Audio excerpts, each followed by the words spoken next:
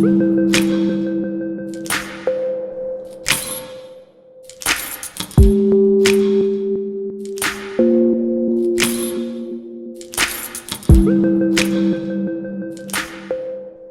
amados, vamos lá. Eu estou ministrando uma série de sermões na Epístola de Paulo aos Romanos. E nós estamos hoje no 33º sermão. Quero reforçar o seguinte, queridos. Se você perdeu algum destes sermões, volte lá, assista. Se você esteve participando de todos estes, que bom, mas reveja-os. Essa experiência de passar pelo texto de Paulo aos Romanos é uma experiência transformadora. A palavra de Deus tem muito o que realizar em nós através deste texto. Há muitas transformações. Eu próprio experimentei profundas transformações quando ali aos idos dos 18 anos de idade tive minha primeira experiência de estudar Romanos. E eu espero em Deus que essa seja a sua experiência. Amém? Por isso a série deste texto é Transformados. É sobre isso que estamos tratando. Aquilo que o Evangelho realiza na vida daquele que conhece o Evangelho. A transformação que vem de Deus. Bom, falamos muitas coisas já até aqui, mas eu quero sintonizar você no contexto em que estamos aqui no capítulo 7. Eu já preguei 2 sermões nesse trecho, capítulo 7, versos 1 a 6. Este será o 3º sermão, ainda no mesmo trecho. Na verdade, daria para pregar ainda alguns outros sermões, mas eu também não quero ficar 3 anos pregando Romanos, né? Então, aqui hoje, nós estamos analisando, considerando, estudando, especialmente no capítulo 6 e no capítulo 7, só não é essa imagem aí, viu, meninos? Do 32º, põe só aquela imagem do Transformados mesmo, tá? Ok? Beleza, porque eu não cheguei a passar para vocês o título, né? Obrigado, tá? Ok. Hoje aqui nós estamos no capítulo 7 e veremos novamente o capítulo 7, versos 1 a 6. O que nós vimos aqui, queridos, no capítulo 7? Sobre o que Paulo está tratando no capítulo 7? Sobre, especialmente, uma resposta errada que nós damos ao Evangelho. Capítulo 6 e 7 são respostas erradas ou desvios ao Evangelho. Certo, queridos? Nós vimos Paulo nos apresentando o que é o Evangelho desde o capítulo 1, versos 16 e 17, e nos mostrando de que maneira nós respondemos ao Evangelho. Mas no capítulo 6 e no capítulo 7, Paulo nos mostra desvios, e preste atenção, desvios que sempre a igreja tem cometido ao longo da sua jornada. Quando nós olhamos para a história da igreja, quando nós olhamos para o início da história da igreja, nós já vemos a igreja respondendo de modo errado ao Evangelho. E nós vimos no capítulo 6 o desvio chamado de licenciosidade, que é quando nós acreditamos que porque estamos plenamente e seguramente salvos em Cristo, achamos que podemos nos entregar ao pecado. E Paulo vai responder não, porque nós não apenas fomos salvos no sentido de receber uma sentença, mas também nós fomos regenerados e estamos sendo santificados. Mas há um outro desvio. Se existe esse desvio à esquerda, que seria o desvio da liberalidade ou da libertinagem, existe um desvio à direita, que é o desvio do legalismo, e é sobre isso que Paulo está tratando aqui no capítulo 7. O que é o desvio do legalismo? É quando eu entendo que, sim, Cristo me salvou, mas eu tenho de assegurar pelas minhas próprias forças a minha manutenção nessa salvação. Eu preciso ainda cumprir a lei de um modo que o meu cumprimento da lei demonstre, ou melhor, garanta que eu continuo salvo em Cristo. E é desse desvio do legalismo que Paulo está tratando aqui. Hoje, especialmente, nós já falamos no primeiro sermão, no capítulo 7, que nós fomos livres da lei para amar. No segundo sermão, nós vimos semana passada que nós fomos livres da lei para estar numa nova aliança com Deus. Essa foi a nossa ênfase semana passada. E hoje eu quero olhar sobre outra perspectiva. Que perspectiva? Neste texto do capítulo 7, versos 1 a 6, Paulo nos diz que nós realmente estamos livres da lei. Mas estamos livres da lei em que sentido, queridos? Esse é o nosso sermão de hoje. Livres da lei. Em que sentido? Estamos livres da lei e já não temos mais nenhuma lei sobre nós, de modo que estamos desobrigados de tudo. Estamos livres da lei. De que maneira como se nós nos relacionamos com a lei agora, já que nós estamos livres da lei? É sobre isso que nós falaremos hoje. E à luz disso, eu queria que você lesse comigo esse texto de Romanos capítulo 7, versos 1 a 6. Abra sua Bíblia, deixe sua Bíblia aberta aí, porque nós seguiremos na exposição desse texto agora à noite, tá bom? Paulo diz assim: meus irmãos, falo a vocês como a pessoas que conhecem a lei. Acaso vocês não sabem que a lei tem autoridade sobre alguém apenas enquanto ele vive? Por exemplo, pela lei a mulher casada está ligada ao seu marido enquanto ele estiver vivo. Mas se o marido morrer, ela estará livre da lei do casamento. Por isso, se ela se casar com outro enquanto o seu marido ainda estiver vivo, será considerada adúltera. Mas se o marido morrer, ela estará livre daquela lei. E mesmo que venha se casar com outro homem, não será adúltera. Assim, meus irmãos, vocês também morreram para a lei, por meio do corpo de Cristo, para pertencerem a outro, aquele que ressuscitou dos mortos, a fim de que venhamos a dar fruto para Deus. Pois quando éramos controlados pela carne, as paixões pecaminosas, despertadas pela lei, atuavam em nosso corpo, de forma que dávamos fruto para a morte. Mas agora, morrendo para aquilo que antes nos prendia, fomos libertados da lei, para que sirvamos conforme o novo modo do Espírito, e não conforme a velha forma da lei escrita. O que Paulo está dizendo nesse texto, e nós reforçamos isso semana passada, que nós já não estamos mais debaixo da lei, porque morremos para a lei. Ou seja, estamos livres da lei. Ele inclusive usa a imagem do casamento e diz: meus queridos, quando uma mulher casada, ela morre, ela já não está mais obrigada ao seu relacionamento com seu marido. E vocês que estão em Cristo, morreram com Cristo. Essa imagem de morrermos com Cristo, Paulo levanta desde o capítulo 6, de modo que, se estamos livres da lei, já não devemos mais a lei. Mas estamos livres em que sentido? Que sentido estamos livres da lei? Em que aspectos nós não devemos mais a lei? E a primeira questão importante é que, livres da lei, nós estamos livres da aliança da lei, certo? Nos versos 4 e versos 6, na parte B, o apóstolo Paulo diz que nós morremos para a lei, ou para a aliança da lei, para agora pertencermos a outro, aquele que ressuscitou dos mortos. Ou seja, nós já não temos uma aliança com Deus baseada na lei, nós agora temos uma aliança com Deus baseada em Cristo. E especialmente no verso 6, eu expliquei para vocês semana passada, que quando Paulo fala da velhice da letra e da novidade do Espírito, Paulo está se referindo especialmente à nova aliança que agora nós temos em Cristo, com Deus. E o que é uma aliança, queridos? Alianças são os termos nos quais nós nos relacionamos com Deus, certo? Ok? Então, quando nós nos relacionamos com pessoas, existe, quer formalmente, quer informalmente, uma base na qual nós estabelecemos o nosso relacionamento.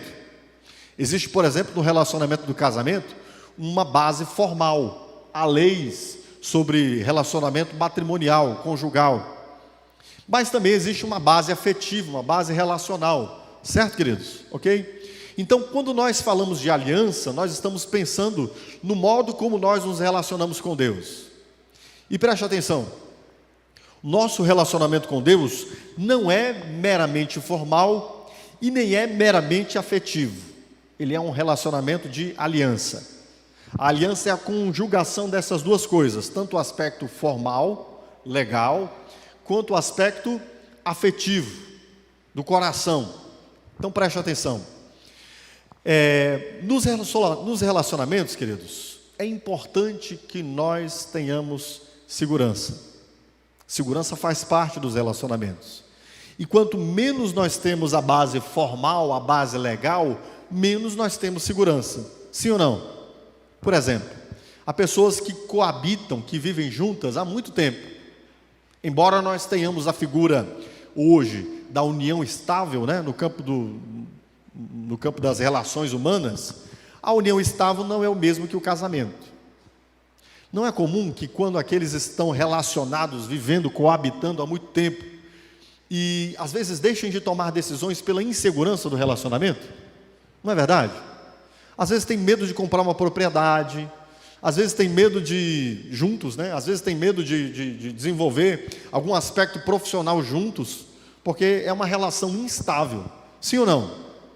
Não há uma formalização, não há uma legalidade, não há algo que dá embasamento para que haja segurança nesse relacionamento. Por outro lado, existe um aspecto do relacionamento, nessa dimensão dessas formalidades, que nós precisamos muito, queridos. Nós precisamos de segurança. Inclusive, um dos princípios mais importantes do direito, uma das seguranças que a nossa Constituição nos dá, é a segurança é o que nós chamamos de segurança jurídica. É saber que estamos debaixo de uma gama de ordenamentos e de leis que nos permitem assumirmos os nossos direitos. Você sabe que você pode ir e vir, que ninguém vai te impedir disso, caso não haja algo que restrinja a sua liberdade. Porque você tem o direito a isso, e isso nos traz segurança. Mas existe um outro aspecto do relacionamento, que é o relacionamento, a parte afetiva, a parte relacional, a parte do carinho, do amor e da ternura. E que, especialmente nesses dias em que vivemos, é algo que se super enfatiza, né? Nós enfatizamos muito esse negócio de amamos, nós amamos. Mas o amor é o bastante para manter um relacionamento? Só o amor, queridos? Antigamente o pessoal dizia que sem um prato de comida o amor acaba, né?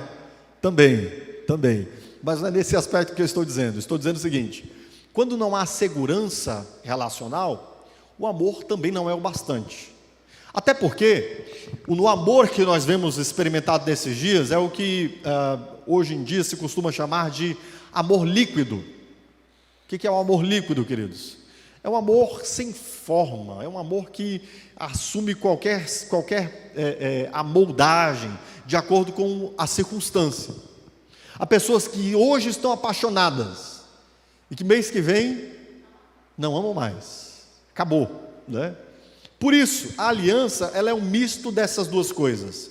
A aliança é Deus entrando no relacionamento conosco, onde Ele se obriga a nós, Ele próprio estabelece obrigações a si conosco, quanto também um relacionamento onde Ele entra neste relacionamento demonstrando, não é dizendo, é demonstrando que Ele nos ama, provando o seu amor para conosco. E nós vimos isso em Romanos capítulo 5, que Cristo prova o seu amor para conosco, sendo nós ainda pecadores, Ele morreu por nós. Certo, queridos? Ok? Então, agora, nós já não estamos mais num relacionamento com Deus baseado na aliança da lei. Na aliança da lei, diz o texto de Gálatas 3,11, que ninguém é justificado de Deus pela lei, porque o justo viverá pela fé. E no verso 12, Paulo diz: ora, a lei não procede da fé, mas aquele que observar os seus preceitos, por eles viverá. Nós estávamos num relacionamento com Deus, do qual nós estávamos obrigados pela lei e deveríamos responder perfeitamente à lei. E uma desobediência à lei levaria-nos à morte. Por isso Paulo diz: aquele que observa a lei, pelos seus preceitos viverá. Mas agora, nós não estamos mais no relacionamento com Deus baseados na lei. Estamos no relacionamento com Deus baseados em Cristo, queridos.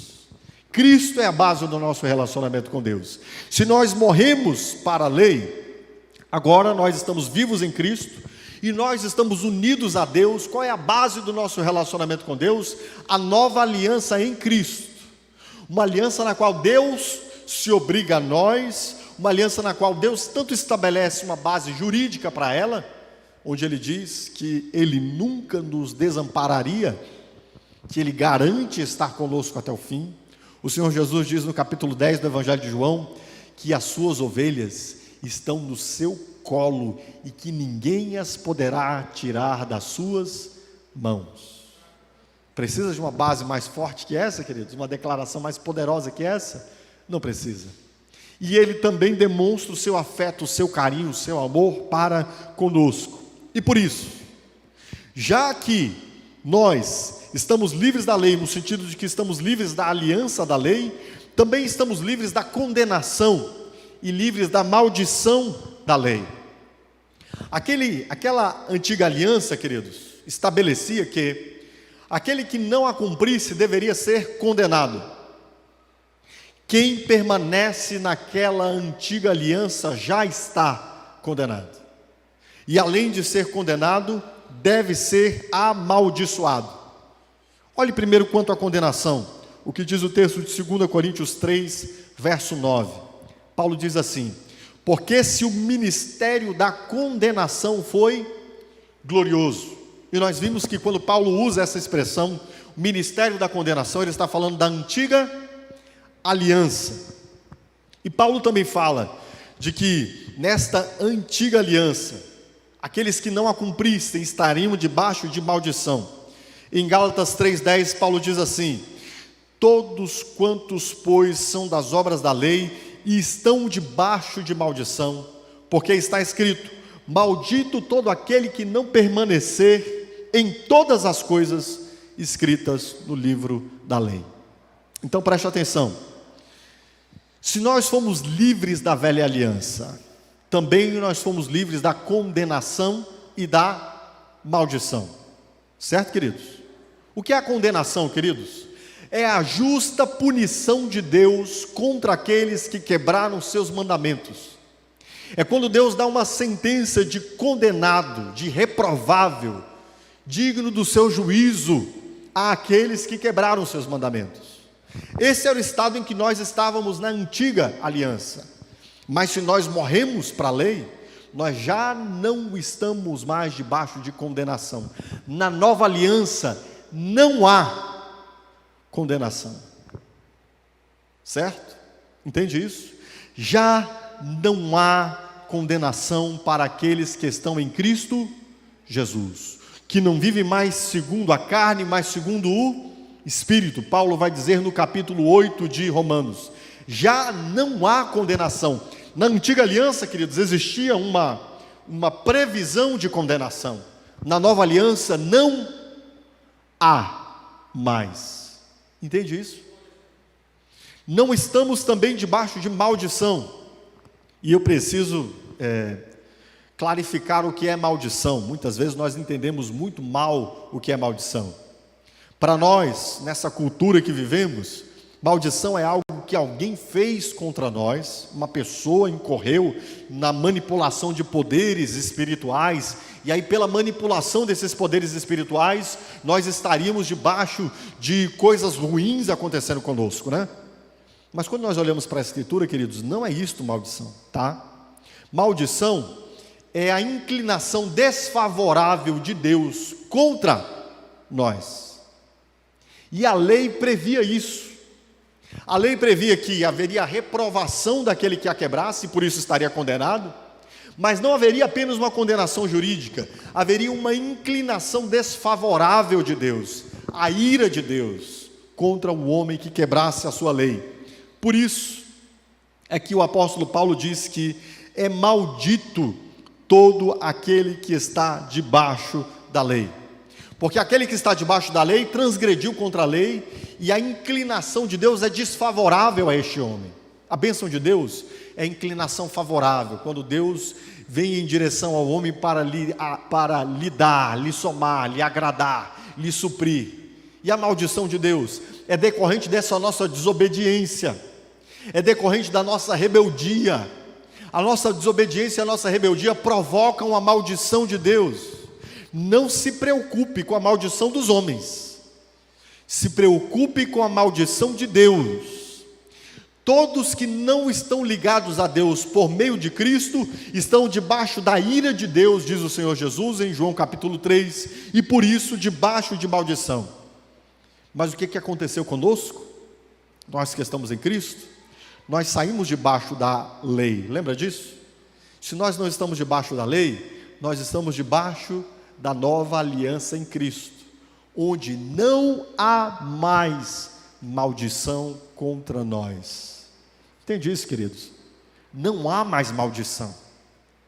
A inclinação de Deus em direção a nós em Cristo é favorável.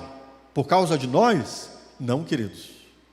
Porque Ele trocou a sua condição com a nossa condição. Ele assumiu a minha maldição e Ele foi maldito no madeiro, para que a sua condição de bendito, de abençoado, de benquisto, de amado de Deus, pudesse ser a minha condição agora diante de Deus. Qual é a minha condição agora diante de Deus, queridos? Bendito, bem-aventurado, benquisto, amado de Deus. Aquilo que Deus disse sobre Jesus no batismo: eis o meu filho amado em quem eu tenho prazer. É isto que Deus diz daqueles que estão em Cristo agora, entende? Nós somos alvo das palavras de Deus. Você é o meu filho amado em quem eu tenho prazer. Entende isso? Nós fomos livres da condenação e da maldição da lei. Estão comigo? Fomos livres da aliança da lei. E por que fomos livres da aliança da lei? Também fomos livres da condenação e da maldição da lei. E também fomos livres das ordenanças da lei. Preste atenção nisso aqui. Há muitos cristãos que equivocadamente entendem isso aqui e acabam se relacionando de um modo errado com a lei. Preste atenção. Nós fomos livres das ordenanças da lei. A lei tinha muitas ordenanças, muitos mandamentos, que eram sombras, que se cumpririam em Cristo, e que cumpridas em Cristo nós receberíamos a realidade dessas sombras, e por isso não precisaríamos mais estar debaixo dessas ordenanças. Tem algumas que são fáceis de a gente enxergar. Por exemplo, as ordenanças ou as leis dos sacrifícios. Nós entendemos claramente que Cristo veio, se tornou o sacrifício perfeito, e que aqueles sacrifícios que o Antigo Testamento ordenava foram cumpridos em Cristo, e por isso nós não precisamos mais sacrificar animais. Isso é fácil de entender, não é? Bem fácil. As ordenanças de pureza. Nós entendemos nas próprias palavras de Jesus que estas coisas de pureza são completamente desnecessárias. Antigamente, por exemplo, uma mulher, num período menstrual, não podia tocar num homem, numa outra pessoa, qualquer coisa semelhante, pelo seu período de impureza. E existiam diversas leis de impureza, cuja mentalidade era criar no povo de Deus a compreensão do puro e do impuro, daquele que pode se apresentar diante de Deus e daquele que não pode se apresentar diante de Deus. Por exemplo, alguém que era enfermo de lepra, era considerado o quê, queridos? Impuro. Ele sequer podia viver dentro da mesma cidade que as demais pessoas. Ele tinha de ficar fora da cidade nos períodos da sua impureza. Mas o que Cristo Jesus fez?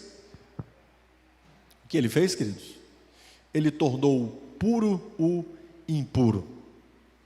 Homens leprosos, o leproso, quando ele se aproximava de alguém andando na rua, ao longo da estrada, e ele via alguém que não era leproso, ele tinha de cobrir a boca e gritar: impuro, impuro, para que o outro passasse longe dele, certo?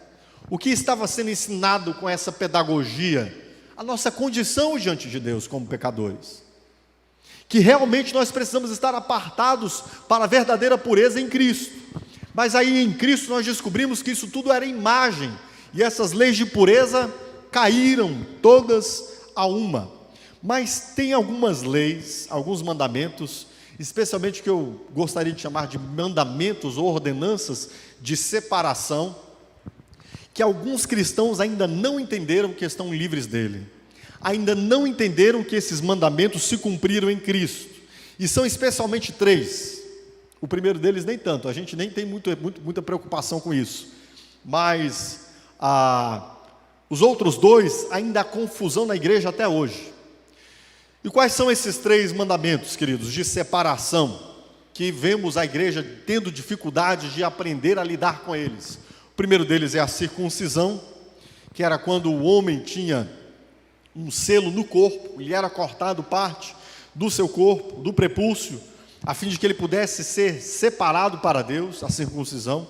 O outro mandamento era o mandamento da guarda do sábado, E o terceiro mandamento é o que nós chamamos de dieta kasher, ou a dieta judaica, de não comer algumas coisas que Deus havia determinado.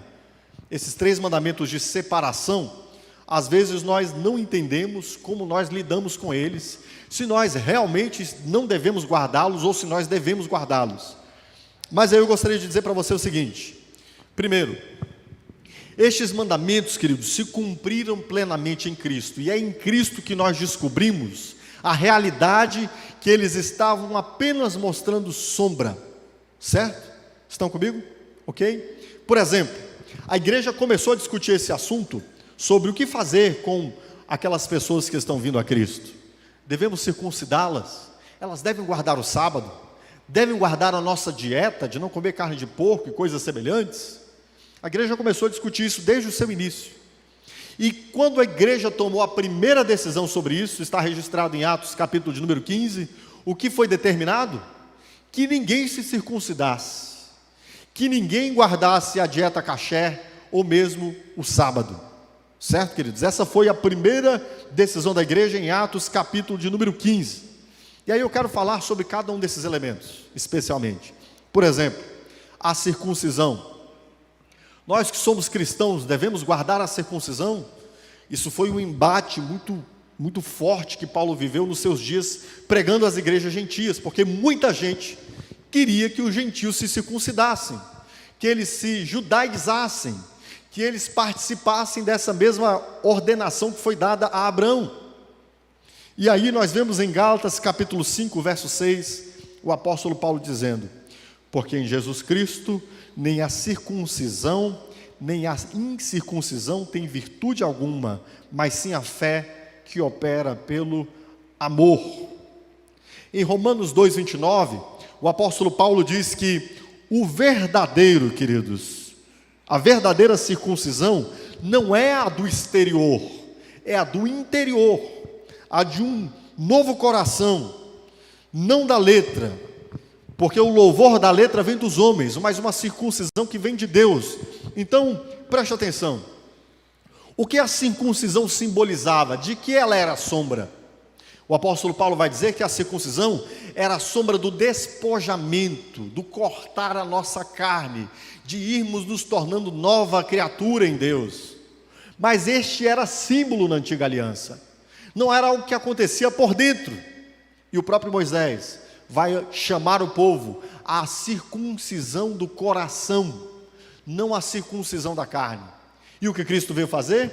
Ele veio cumprir este mandamento de forma plena. Aquilo que antes era meramente externo e formal, agora é interno e transformador. Entendem, queridos? Por que nós não precisamos nos circuncidar?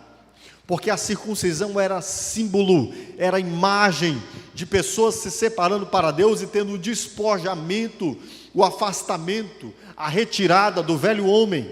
Isso era possível pela circuncisão? Não. Ela era um símbolo de uma realidade interior. Mas o símbolo cai quando a realidade vem. E por isso é que agora nós não precisamos mais nos circuncidar. Certo, queridos? Ok? Tudo bem, eu imagino que você não estava tendo dúvida se você ia se circuncidar, né?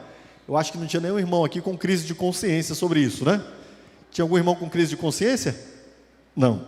Mas quanto à guarda do sábado, há muitas pessoas com crise de consciência. Há muitos cristãos com crise de consciência, porque não entenderam, não compreenderam. Acham ainda, acreditam ainda que devem guardar o sábado. E se não guardarem o sábado, consideram que estão em pecado diante de Deus e por isso condenáveis diante de Deus. Especialmente porque nós temos uma teologia forte, pregada pela Igreja Adventista do Sétimo Dia, ensinando a guarda do sábado, e o sábado como um selo daqueles que são salvos.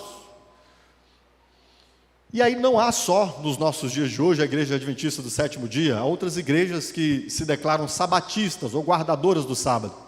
E às vezes o cristão lê o texto do Novo Testamento e do Antigo Testamento e fica confuso. E agora, o que eu faço? Bom, a primeira coisa importante, o Senhor Jesus, em João capítulo 5, versos 17 e 18, quando estava sendo contestado por quebrar o sábado, Jesus diz o seguinte: e Jesus lhes respondeu: Meu Pai trabalha até agora, e eu trabalho também. Por isso, pois, os judeus ainda mais procuravam matá-lo, porque não só quebrava o sábado, mas também dizia que Deus era o seu próprio Pai, fazendo-se igual a Deus. Entende o que está escrito nesse texto? Percebe isso? Jesus veio trazer o sábado à sua plenitude, já não havia mais a necessidade de guardá-lo como se esperava a própria lei. O apóstolo Paulo vai dizer em Colossenses capítulo 2, versos 16 e 17: portanto, ninguém vos julgue pelo comer, ou pelo beber, ou por causa dos dias de festas, ou da lua nova, ou dos sábados, que são sombras das coisas futuras. A realidade é Cristo. Lembra daquilo que eu falei? Que alguns desses mandamentos eram sombras, cuja realidade está em Cristo? Então, atentemos aqui. Hoje não vai dar para eu desenvolver todo esse aspecto do sábado, mas alguma coisa eu preciso desenvolver. Mas preste atenção, em que medida e em que significado o sábado era uma sombra daquilo que Cristo vem cumprir? O sábado é o descanso do homem em Deus, certo, queridos? O autor aos Hebreus vai explicar no capítulo 4, depois leia o capítulo 4 de Hebreus, que agora chegou o verdadeiro descanso, onde nós descansamos das nossas obras em Deus. Nós já não precisamos mais estar afadigados com as nossas obras, porque Cristo cumpriu as nossas obras por nós, e por isso nós agora descansamos em Deus. Entende isso, queridos? Não temos a necessidade de guardar o sábado, porque o nosso descanso agora é Cristo. Em Cristo nós abrimos mão de nós estarmos envolvendo-nos de maneira a acreditarmos que pelos nossos esforços nós conquistaríamos algo diante de Deus. Cristo, Ele fez isso por nós, e por isso agora nós descansamos nele. Por isso Paulo diz que ninguém deve nos julgar pelos sábados, porque a realidade chegou, e essa realidade é Cristo. Nele nós temos o nosso descanso. O sábado ainda tem outras imagens, e o sábado ainda tem outros aspectos que são importantes de entendermos. Por exemplo, o sábado fala-nos de nós termos um tempo dedicado a Deus. Isso permanece? Permanece. O sábado fala de nós não priorizarmos o nosso trabalho acima de tudo. Isso permanece, queridos? Também permanece. Mas a guarda de um dia específico do sábado, e se eu não fizer isso, estarei quebrando a lei de Deus. Ora, meu irmão, se você estiver quebrando a lei de Deus, então vamos fazer direitinho, vamos apedrejar você. Se você quiser guardar o sábado, no dia que você quebrar, me avisa, que a gente marca um apedrejamento, tá bom? Ok? Porque era assim que o sábado era, que o sábado deveria ser tratado. Se alguém não guardasse, deveria ser apedrejado.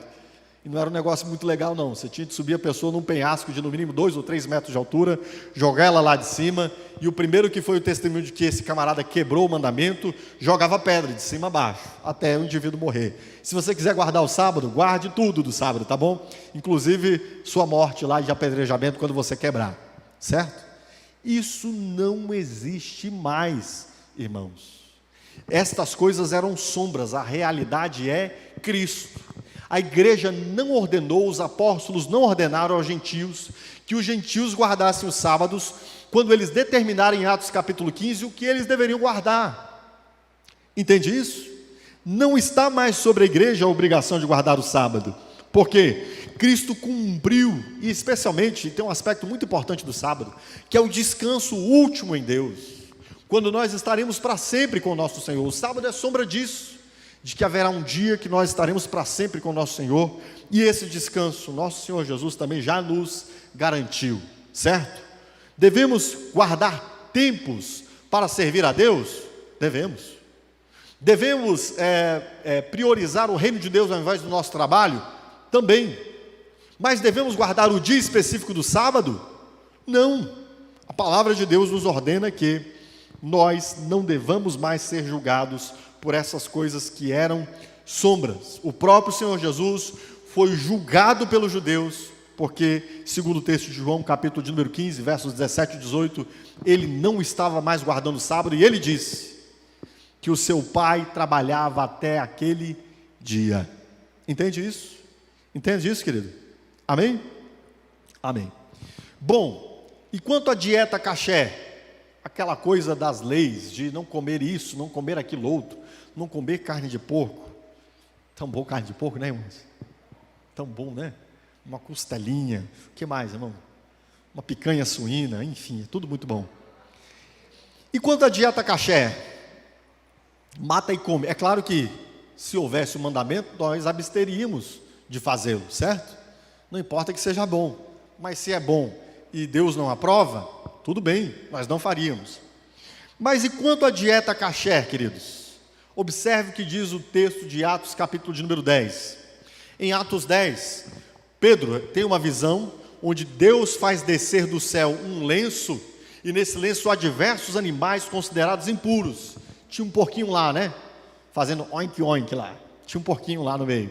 Aquela bistequinha, um leitãozinho. Pensa no leitãozinho que estava lá. E aí, Deus dirige-se a Pedro e diz: mata e come. E Pedro diz: não, Senhor, eu nunca pus algo impuro na minha boca. E o Senhor vai dizer: não considere impuro aquilo que eu santifiquei. E ele teve 3 vezes essa visão. Então preste atenção. Logo em seguida, acontece de que alguns gentios, ou pessoas que não eram judias, que não tinham esses costumes, vieram a Pedro e chamaram Pedro para Pedro estar com eles ali, a fim de que eles fossem ministrados por Pedro. Preste atenção aqui o que acontece. Ora, por que Deus deu essas leis então, se depois Deus vai dizer para que Pedro matar e comer? E já que isso era uma imagem de Pedro estar com os gentios e conviver com os gentios sem o preconceito desses alimentos, porque Deus havia dado em Levítico 14 o mandamento de que o seu povo não deveria comer essas coisas imundas. Imagem, símbolo, pedagogia, sombra. Eu gosto quando Paulo usa essa coisa da sombra, às vezes a gente não entende o que Paulo está dizendo, né?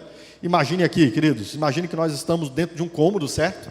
Um cômodo escuro, e só haja uma luz do lado de fora entrando, tá bom?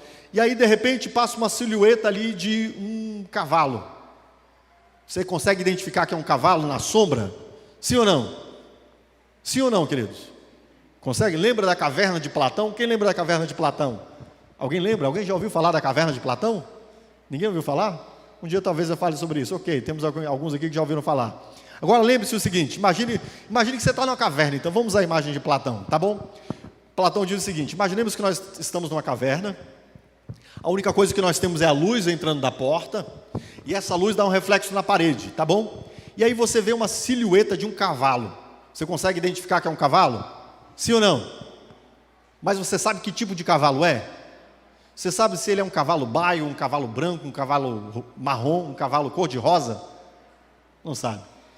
Essa é a ideia, a sombra. A sombra você tem uma aparência, mas você não tem a realidade. É como se Cristo estivesse entrando nessa caverna onde nós estamos, e a lei ela fazia sombras da realidade que é Cristo. Mas quando Cristo vem, você fala: caramba, agora eu entendi quem é, o que é a que essa sombra correspondia. E essas sombras, essa lei, por exemplo, da dieta caché, a que ela correspondia, queridos? Deus deu esses mandamentos. Eu poderia citar uma série de propósitos, porque há muitos, não há um só. Por exemplo, há um propósito de saúde aqui. Hoje nós sabemos que, por exemplo, a carne do animal suíno, se nós não a cozermos, não a fervermos ou não a assarmos ela devidamente, nós podemos ter problemas de saúde, não é verdade? Não há problemas graves de saúde pela ingestão da carne de porco mal tratada? Ora, o que Deus estava fazendo em algumas medidas ali com o seu povo? Preservando a saúde do seu povo. Eles não tinham essas compreensões naquele tempo. Mas tem um aspecto que é o mais importante que esse. E qual é o aspecto? E há outros aspectos. Mas qual é o aspecto mais importante da dieta caché? Era fazer uma separação do povo de Deus das demais nações. Era para que o povo de Deus se entendesse separado das demais nações. Um povo separado para Deus. Um povo que não deveria viver como o povo das demais nações vivia, que deveriam ter costumes diferentes. Então, o povo se tornava impuro porque comia carne de porco? Não. O Senhor Jesus vai dizer, em Marcos capítulo 7, verso 15, olha o que o Senhor Jesus diz: nada há fora do homem que, entrando nele, o possa contaminar, mas o que sai dele é que o contamina. Entende isso? O próprio Senhor Jesus vai dizer que o que torna o homem contaminado não é o que ele come, impuro, pecaminoso, não é o que ele come. O que torna o homem impuro e pecaminoso é o que sai do coração. Isto sempre foi assim. Mas Deus deu aquelas leis como sombra, para que o seu povo se entendesse separado, e para que eles entendessem essa distinção que há entre estar nele e não estar nele. E Paulo vai dizer em Romanos 14:14, eu sei e estou certo no Senhor Jesus, que nenhuma coisa, e Paulo aqui está falando de comida, é de si mesmo imunda, a não ser para aquele que a tem por imunda, para esse é imunda. Entende isso? Estão comigo? Então qual era a sombra das coisas que tínhamos ali? Deus estava querendo mostrar para o seu povo que realmente eles deviam estar separados para si, e que havia distinção entre ser povo de Deus e não ser povo de Deus. Mas existia algum problema de impureza no alimento em si? Não, queridos. E quando Cristo vem, e ele, olha o que Jesus faz, Jesus inverte a coisa da pureza, né? Antigamente, na lei, o que era impuro, quando tocava o puro, o que acontecia com o puro? O puro ficava impuro. Estão entendendo? Essa era a lógica da lei da pureza. Se você tinha uma coisa impura, que tocava algo puro, aquilo que era puro ficava impuro. É, por exemplo, o que acontecia se você tinha uma lagartixa, chegava numa vasilha sua em casa, a lagartixa era considerada impura, ela entrasse na sua vasilha, quebra a vasilha agora está impura. O que o Senhor Jesus faz? Jesus inverte essa lógica da impureza. Não é o seu povo que tem que estar protegido numa redoma, como se eles fossem ficar impuros ao fazer contato com o mundo. É o oposto. É Jesus que toca o leproso. É a mulher de sangue que toca em Jesus, e ao invés de Jesus ficar impuro, ela fica curada. Entende isso? É isso que Deus está fazendo em Cristo, mostrando essas diferenças, mas agora trazendo a realidade que há em Cristo. Logo, não há diferença para nós, comer ou deixar de comer. Certo, irmãos? Comer a carne de porco vai te tornar impuro? Não. Não.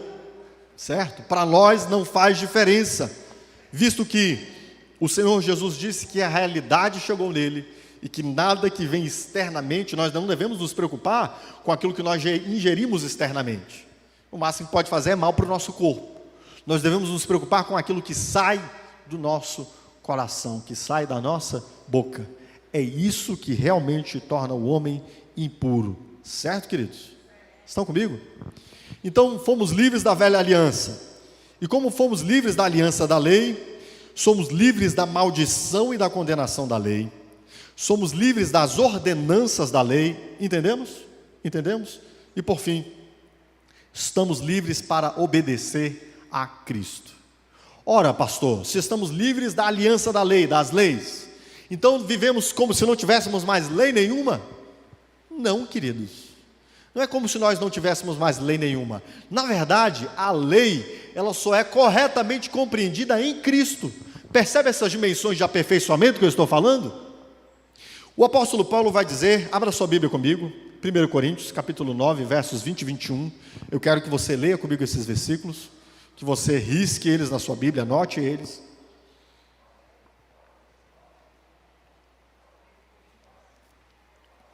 O apóstolo Paulo aqui vai nos mostrar que nós não estamos mais debaixo da lei da antiga aliança, mas nós não estamos sem lei alguma, estamos debaixo da lei de Cristo, certo? A maldição nessa lei de Cristo? Não há.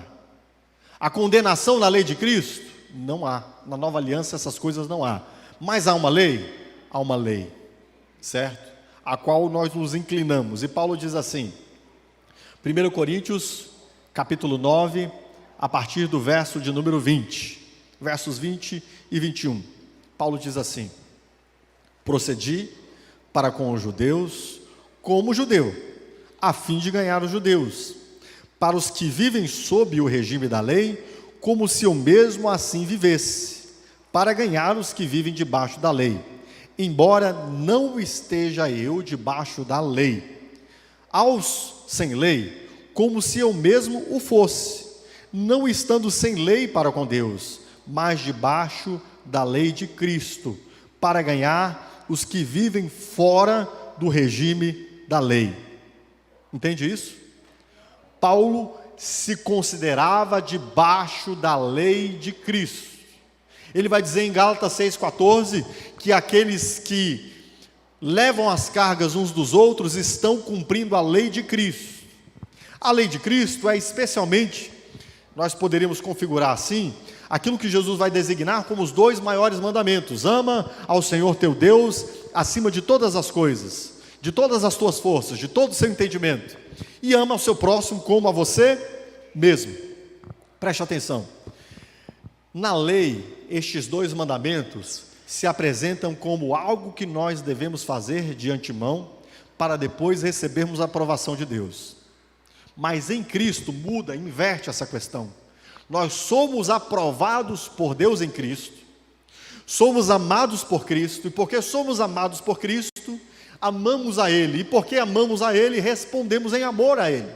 É o que o Senhor Jesus vai dizer em João capítulo 14, verso 15: se vocês me amarem, guardarão os meus mandamentos. Entende isso?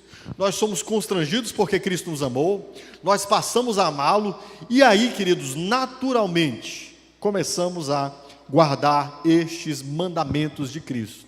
Estamos sem lei nenhuma? Não, queridos, estamos debaixo da lei de Cristo, inclusive onde os antigos mandamentos são aperfeiçoados. Se antes a nossa única preocupação era não adulteremos, agora, no mandamento do amor, onde o Senhor Jesus disse que eu devo amar o próximo como a mim mesmo, o mandamento é que eu nem deseje no meu coração uma mulher que não é a minha esposa. Entende isso? Mudou a lei? Muito. Ela foi aperfeiçoada. Nós fomos chamados a olhar para ela de um modo ou outro. Se antes a lei dizia apenas, não assassinarás, agora, como o Senhor Jesus me chama para eu amar o próximo como a mim mesmo, eu sequer vou destratar o meu próximo. Entende isso? Eu não vou sequer destratá-lo, tratá-lo com ignorância, com rudeza, tratar o meu próximo com desprezo. Eu não posso, porque o mandamento é que eu ame como eu amo a mim mesmo. Entende isso? Estamos sem lei, queridos? De modo nenhum, muito pelo contrário. Mas nós devemos obedecer essas leis para sermos aceitos por Deus? Também não. Nós já fomos aceitos, e agora nós respondemos. A nossa obediência é uma resposta a Deus. A nossa obediência não é a base na qual nós nos relacionamos com Deus. A base na qual nós nos relacionamos com Deus é Cristo, e a nossa obediência é mera resposta de amor. Entende isso, queridos? Entende isso? Amém. Por fim, então, eu quero fazer algumas aplicações aqui, ao final de toda essa exposição. A primeira delas é: só há um modo de nós nos relacionarmos com Deus, excluindo todo mais que não seja Cristo. A base do nosso relacionamento com Deus não podem ser leis e mandamentos. A base do nosso relacionamento com Deus é exclusivamente Cristo. A nossa aliança com Deus, não cabe nessa aliança com Deus qualquer outra coisa pela qual eu diga: está vendo, Deus, estou aqui contigo por causa disso que eu estou fazendo. De modo nenhum. Há um só mediador entre Deus e os homens, há um só caminho até Deus, e esse é Cristo. E isso não se aplica apenas àqueles que nós imaginamos que não são cristãos, porque há algumas vezes cristãos tentando eles próprios pavimentarem caminhos em direção a Deus, por obediência, pela guarda de mandamentos. E aqui inclusive, por exemplo, aqueles que imaginam que estão guardando sábados e deixando de comer alimentos, e esta é a razão pela qual eles estão em direitos diante de Deus, estes estão excluindo Cristo. É o que Paulo vai dizer escrevendo aos Gálatas: separados estão de Cristo vocês que se justificam pela lei, da graça vocês têm caído. Certo, irmãos? Portanto, só há um modo de se relacionar com Deus. Considere o seu coração. Você acha que merece estar relacionado com Deus por algo que você faz? Você acha que merece uma audiência com Deus por causa dos seus atributos? Então Cristo não é a aliança entre você e Deus. Agora, se você entende que você só está em Deus por causa de Cristo, que Ele é o único mediador, que não há nada que você faça, nem nada que você deixe de fazer, que vai impedir de você estar em relacionamento com Deus, aí sim, Cristo é a sua aliança com o Pai. Amém, querido? Segunda questão importante: nós estamos livres, queridos, da condenação da lei, certo? Na nova aliança de Cristo não há condenação, ok? Você vai pecar? Você vai pecar, mas você vai se arrepender, e você vai se confessar. E quando você estiver com o seu coração pesado em arrependimento, saiba de uma coisa: mesmo ali, não há condenação. Entende isso, querido? Há cristãos que, quando pecam, e nós pecamos, se imaginam condenados diante de Deus, e deixam que esse tipo de pensamento lhe constranja a alma. Mas observe bem, nós já não estamos mais debaixo de condenação. A condenação existia na antiga aliança. Na nova aliança não há mais condenação. E, na verdade, essa é a nossa jornada mesmo.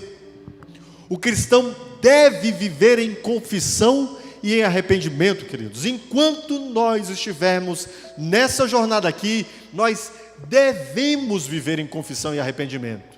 Diariamente a nossa súplica é: perdoa as nossas dívidas. Se nós não estivermos suplicando diariamente: perdoa os nossos pecados, eu temo duas coisas: ou que você esteja dessensibilizado no pecado, ou que você não esteja confiando em Cristo para perdoar você. E essas duas coisas são terríveis na sua jornada. Queridos, já não há mais condenação para aqueles que estão em Cristo Jesus, certo? Arrependa-se, confesse-se, mas não deixe que ao seu coração suba uma dúvida quanto àquilo que Deus já fez por você. Deus já te justificou, certo? Confie nele, confie naquilo que ele fez, continue lutando contra o pecado. Inclusive, falarei mais sobre isso no capítulo 8. O apóstolo Paulo vai enfatizar a nossa postura diante do pecado e da luta, na correta compreensão do Evangelho. Mas, pelo amor de Deus, querido, não deixe se abater com temor de condenação. Será que eu vou para o céu? Será que realmente Cristo é capaz de perdoar-me depois de eu ter conhecido a Ele e cometido este pecado? Querido, se você está em nova aliança em Cristo, sim. Entende? Se você nasceu de novo, sim. Você vai pecar, mas você andará em contrição e em arrependimento. Isso não será algo que você sentirá prazer, pelo contrário, você sentirá dor. E essa é a vida do cristão, é viver em arrependimento, em confissão, lutando contra o pecado, mas sabendo que não estamos mais condenados. Amém? A outra questão importante é: não há mais maldição sobre aqueles que estão em Cristo Jesus.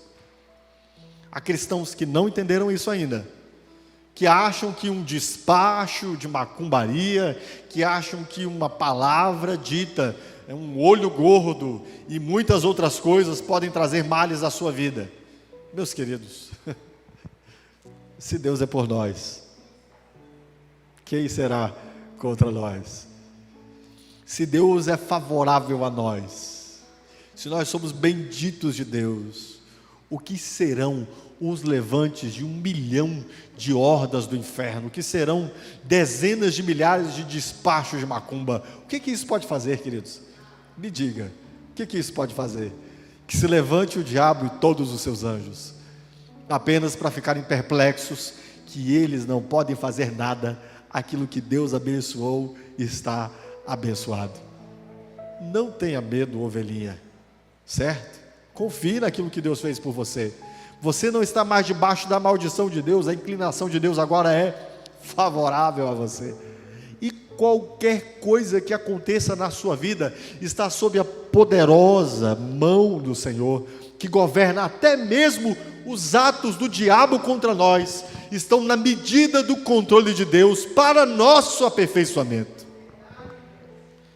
Quando Deus permite que seu servo Jó seja ferido de muitas enfermidades, é o diabo que faz, mas debaixo do cabresto de Deus, para a glória de Deus e para o aperfeiçoamento de Jó.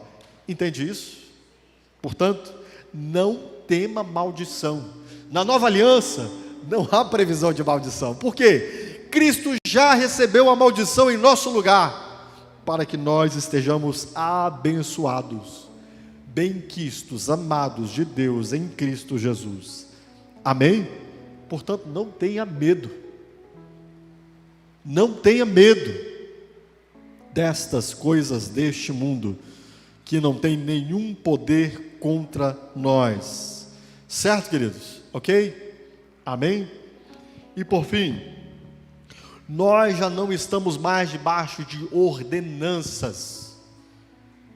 Não importa o que você come ou o que você deixa de comer, não importa como você consagra a Deus seus dias, importa que você os consagre, que você tenha tempos para Deus, importa que você descansa no Senhor, mas essas coisas não fazem diferença no nosso relacionamento com Deus, e por isso não devemos prejudicar a nossa consciência por estas coisas. Falarei mais sobre isso no capítulo 14 de Romanos, que nós também devemos respeitar aqueles que por alguma medida guardam sábados. Respeite, não entre em confusão com esse irmão, mas nós que estamos em Cristo, nascemos de novo em Cristo, compreendemos a palavra de Deus, que não sejamos constrangidos por estas coisas. Amém, queridos? E por fim, você está debaixo da lei de Cristo. Que lei graciosa, queridos, que lei gloriosa. É tão gostoso quando nós saímos dessa relação. Eu digo isso porque eu tive essa experiência de tentar guardar a lei do lado de fora e depois de experimentar a poderosa transformação que vem de dentro, a qual Deus me chama para responder a Ele em amor. Que coisa boa estar debaixo da lei de Cristo, queridos. Nós agora respondemos a Cristo pelo que Ele fez por nós, e nós queremos obedecê-lo. Nós queremos fazer tudo o que é agradável ao Senhor. Nós queremos amar o nosso Senhor de todo o nosso coração, e queremos amar o nosso próximo como a nós mesmos.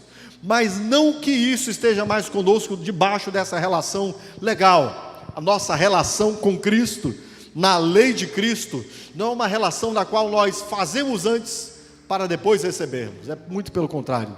Deus já fez em nós, e agora nós respondemos a Ele. Amém? Coloque-se em pé, querido. Quero dar graças a Deus, porque nós não estamos mais debaixo de maldição. Amém? Diga assim comigo: eu não estou mais debaixo de maldição. Feche seus olhos, diga comigo: eu não estou mais debaixo de condenação. Ore ao Senhor. Senhor, obrigado, porque o Senhor fez conosco uma nova aliança, e a condenação e a maldição, que eram consequência da nossa desobediência, já não há mais nesta nova aliança. Obrigado por isso. Obrigado porque também nós não estamos sem lei, muito pelo contrário, o Senhor aperfeiçoou a nós o entendimento da lei em Cristo. E agora, se nós podemos responder a Ti, a Tua lei, é porque Cristo nos dá condições no Seu poder e na Sua vida, de nós buscarmos viver uma vida fiel. Faze-nos fiéis, Senhor, é o que nós queremos ser. Que nossos corações se inclinem à fidelidade a Ti, e que mesmo também nos dias em que nós não consigamos responder em obediência, que nós saibamos que há sobre nós misericórdia e não condenação. Que há bênção e não maldição, por causa de Cristo Jesus, o nosso Salvador. Assim despede os Teus servos, permitindo que suas consciências estejam firmes em Cristo, e que não haja nada que lhes abale, porque eles estão relacionados contigo por causa de Cristo somente, e isto nos basta.